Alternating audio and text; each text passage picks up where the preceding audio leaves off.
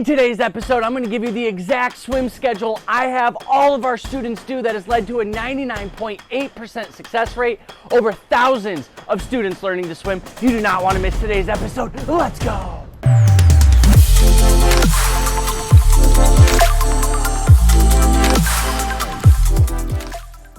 The two questions I'm going to dive into inside of this video and answer for you based on our students are: how many times a week do we have our swimmers practice? And then how long is each practice that those swimmers are doing? Once we answer those two questions, you should be able to arrive at a solution to how long does it take to learn how to swim. So I think in order to answer these two questions, we first have to start by answering and understanding what your goals are. And this is where I have all of my students start, is what are you looking to achieve and how long do we have to achieve it? Let me give you an example. Earlier this year, we had a couple start swimming in this pool here who wanted to learn how to swim for an upcoming trip that they had in Jamaica. Their timetable was about 2 months until that vacation.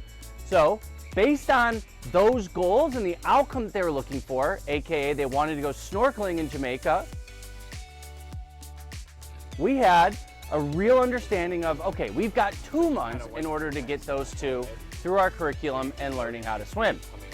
Now, that's going to be a completely different experience than if you're trying to learn how to swim as a bucket list item and you want to accomplish it in this year. In that situation, we can spread out our learning to make it less impactful on your day-to-day life and your work schedule and everything in between that you already have going on. But with that being said, once you know your timetable, one thing that I want everyone to understand about our program is our swimmers will swim each practice for a minimum of an hour and a half, and I would much rather prefer longer, closer to 2 or 3 hours. I see a lot of learn to swim programs out there that have 30-minute practices. Guys, this is not enough time to establish into a relaxation routine so that you set yourself up for success inside of the learn to swim environment. The reason my students have a practice length that they have to commit to that's at least an hour and a half in length per practice is because we go through a breathing and meditation practice up front, which is a minimum of 15 to 20 minutes. So can you imagine if we had a 30-minute time frame in order to get an entire practice in, and we spent 15 or 20 minutes of that just on breathing and meditation?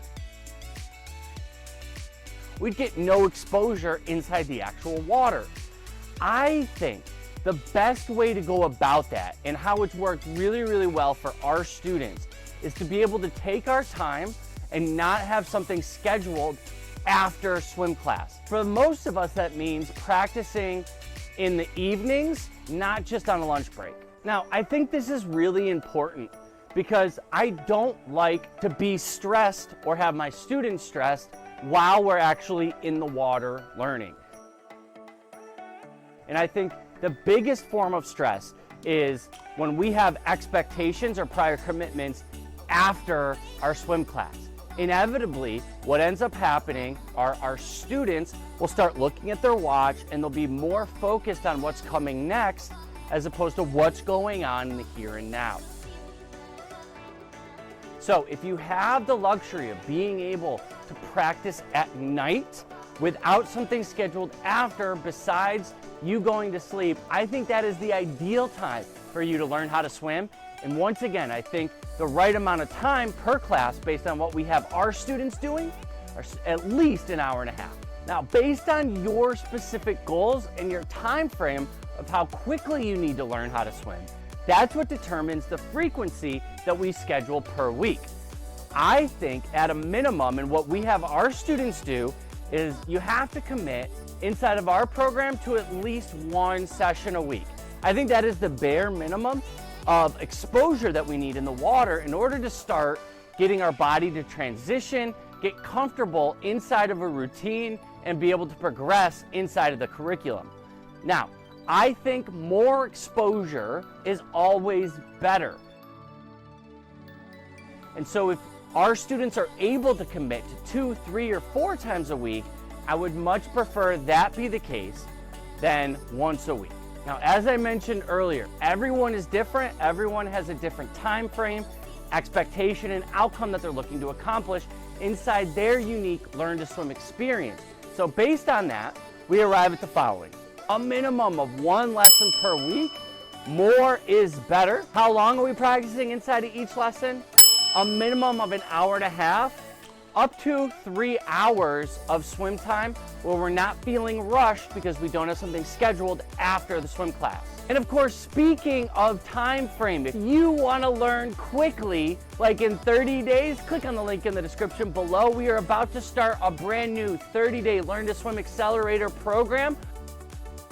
We start on the 1st and the 15th of every single month, where you are guaranteed to learn how to swim 25 yards with 4 fresh breaths inside of this 30-day window, guaranteed, or it's free. Check it out.